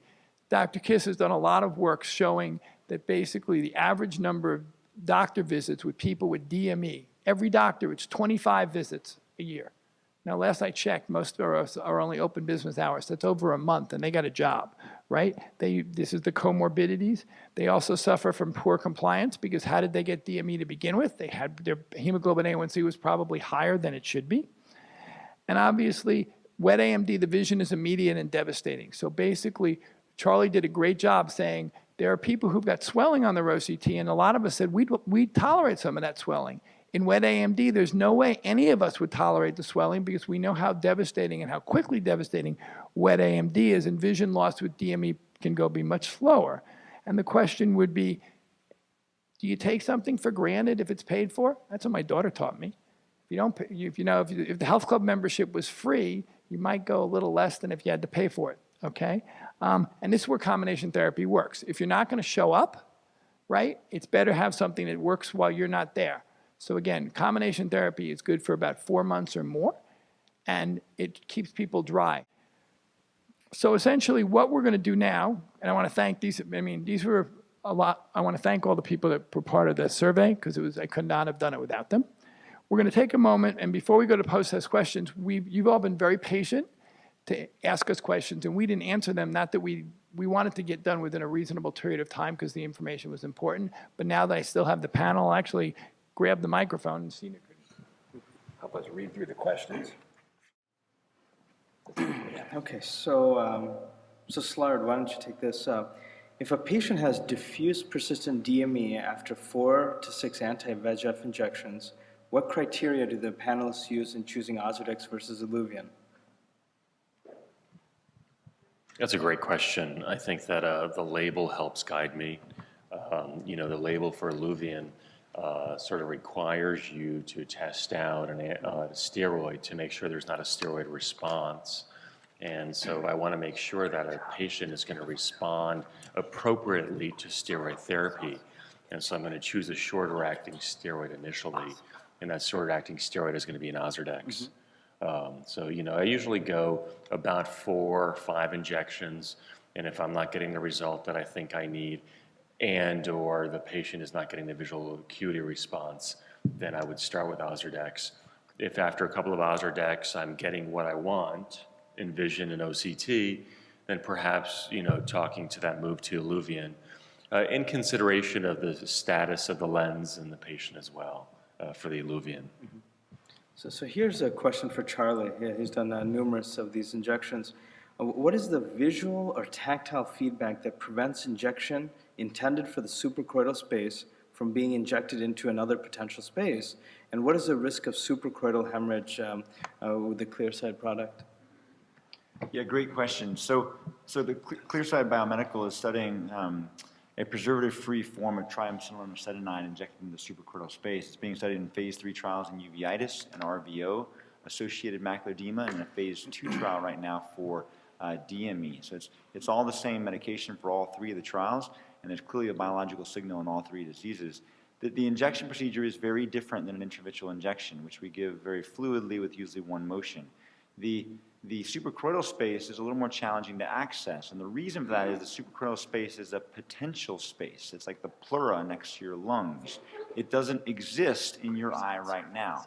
So when you're doing the injection, you have to create that space. You have to expand the space between the sclera and the choroid. And you do that injection, instead of a 1-second procedure like an intravitreal injection, it takes about 5 to 15 seconds, depending on how smooth the injection is, to expand that space. You inject very slowly, and it's really a tactile feel of resistance of the medication when you're injecting it. There's definitely a concern of suprachoroidal hemorrhage given the bridging vessels across that suprachoroidal space. I have never had one of those, and the company has never had one of those, as far as I'm aware, in the hundreds of injections that have been performed now in human eyes. The major difference from a patient perspective is that they do feel it a little bit more. Some of the patients feel pressure, some of them have a little throbbing. There are some reports of significant pain at the time. I've never had significant pain. That's excellent. Thank you very much, Charlie. So this is for Dr. Kish. What is meant by post hoc and post hoc analysis? So the term post hoc means that these endpoints were not predefined. So when you design a clinical trial, you have a primary endpoint that you design the trial around. And then you have a series of secondary endpoints that you predefine as well. So before you start the trial, you may say that you're looking at visual acuity, for example, as the primary outcome. And then secondary outcomes in many retina trials include OCT parameters, for example. Now, oftentimes when you have a large data set, you can glean information, and that information can be valuable even though it was not predefined. The entirety of ARADS is post hoc analysis. Many people don't know that. The entire thing that we use for, not ARADS 2, that was everything that came out of ARADS was post hoc analysis. And so when we looked at Protocol I, the predefined and predetermined endpoints were visual acuity. The data set allowed us to look retrospectively. And so when you do statistics on post hoc analysis, you do have to take it with a bit of caution because there's only so many times you can look at the data and glean clinically meaningful information from it. Well, thank you, Slard. This is actually a really good question. And I think Charlie, this would be very good also talking about maybe suprachoroidal space. There's a fair amount of data on how patients suboptimally responding to anti-VEGF agents do when switched to steroids, okay, this is such as Protocol U. However, is there any good data on how patients who are doing well on anti-VEGF therapy but cannot be extended do when they're switched to steroids for the purpose of reducing treatment burden? Yeah. This is a great question, whoever asked this question. Yeah, absolutely. I think the best data there is actually the user data. Yes. And I think that That's great. who went through that? Did Michael go through that, Dr. Singh? Yeah, the user data. Yeah, so I'll just review it from my perspective. So that was data that a large number of patients received steroid dosing for many different indications, but it appears, at least looking at their visual acuity curves, that they were relatively stable at the time. Because if you look over time, they went back and looked a year before the conversion, there was relative plateau where their vision was, and we saw a maintenance of that visual acuity over time with a dramatic reduction in the number of injections following injection of a steroid. There are obviously 2 FDA-approved steroids. That was the fluocinolone implant. But the expectation is that any durable steroid would have a similar impact over the life of the steroid. That's excellent. Thank you, Charlie. This one would be good for Dr. Singer. Should the first treatment for diffuse DME with poor vision be steroid injection, then anti-VEGF? Question mark.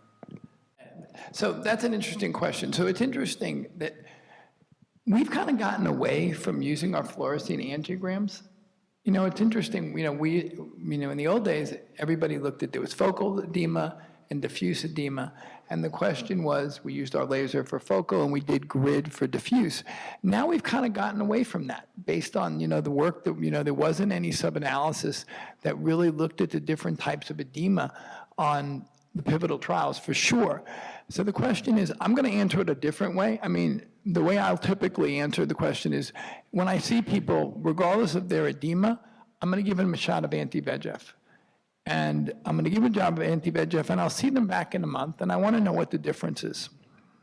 And the question is, I'll probably give a second shot of anti-VEGF, but by the third shot of anti-VEGF, the way I'll decide whether I look at the edema's diffuse or focal is I look at it differently. I don't look at it diffuse or focal. I look at it, how is it mediated? And I think that's how we are changing the way we think. What you used to think was focal and diffuse is the question, is it VEGF mediated or is it inflammatory mediated? And the way I do is I use the OCT. I take the OCT and I'll make a line that's 50% across. And the question is, I'll bring them back in 2 weeks. 2 weeks after the anti-VEGF, what has happened? Was the OCT swelling decreased by more than 50%? Let's say it's 80%. Let's say I started with Avastin. If it's 80% and started with Avastin, I may be more likely to use a branded, either Lucentis or Eylea, because I realize the majority of it is probably VEGF mediated, but I picked the 2-week and anti-VEGF. When I look at it and it's less than 50%, I know it's probably not anti-VEGF mediated. It's probably predominantly, and those are the key words, it's not an all or none game. It's a little bit of each. I think it's predominantly inflammatory mediated, and I'm going to go to something like Ozurdex. And I'm a big believer in combination therapy, because I do believe that both over the course of time, you get peripheral ischemia, and Charlie's shown some great things, how people respond, and he's talked about the OCTs, but you should have looked at the fluorescein angiograms. When they got swollen, there was a lot of peripheral ischemia. I think peripheral ischemia is still part of the driving mechanism. I think using the anti-VEGF and the Ozurdex together, you're able to do that 1-2 punch. Like Szilard explained about his wife. His wife doesn't give, for chemotherapy, one drug. If we look at oncology, it's cocktails. And I believe cocktails are more predictable and have better response. And even in those patients in Protocol U who were obviously very recalcitrant, remember all the shots, they were able to be dried out double the amount of drying with combination therapy versus the anti-VEGF alone. Thank you, Michael. Excellent. So the last question we're going to take is more of an insightful comment. It's actually very interesting. The improvement in visual acuity took a long time to appear in ETDRS patients. Also, in final macular hole visual acuity can take up to 2 years. So it's a very, very insightful comment.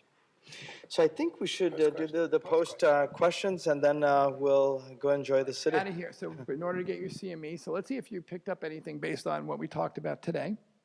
And again, thank you all for staying. We really appreciate it. And thank the panel so much for giving some insightful stuff. I learned stuff. Hopefully you learned stuff, and let's see what you learned. So the Diabetic Research Clinical Network, Protocol T, A, compares intravitreal anti-VEGF and corticosteroids for DME. It compares the treatment efficacy of anti-VEGF for patients with early versus late DME. First comparative trial available anti-VEGF agents in the treatment of diabetic macular edema, or none of the above. Time to push those buttons.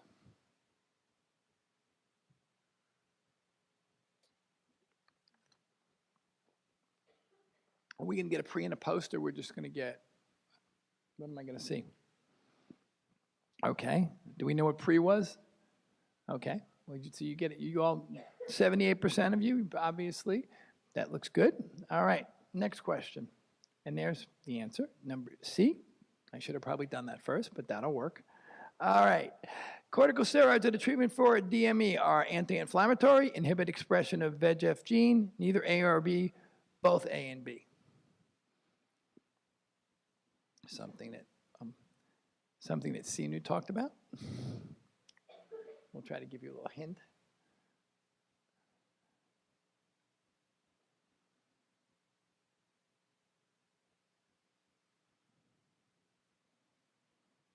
Okay, so we have 71% say C, both A and B. It is both anti-inflammatory and anti-VEGF. It's mostly anti-inflammatory, but it does have an anti-VEGF component. All right, in the reinforced study, what was the mean number of dexamethasone injections given per year? So I talked to you about the reinforced. That was a real-life study using Ozurdex in real life. 1, 2, 3, and 4.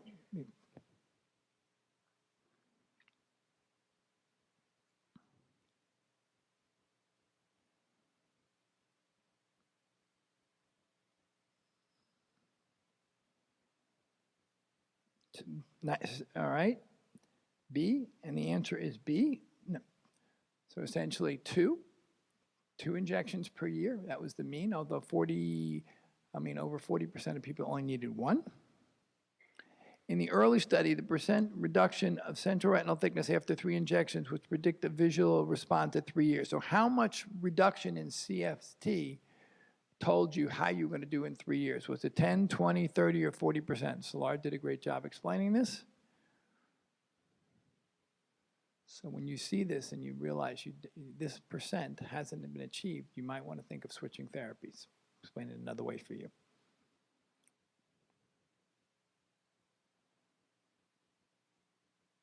Okay. 23 said B. The answer is B. About quarter of people got that right. In the open label endurance study, this is what Charlie talked about. The phase 3 Rise and Rive and Vista analyzing ranibizumab and aflibercept for DME respectively, the mean number of injections in year 4 was it 0, 2, 3 to 5, 6 to 10, or more than 10?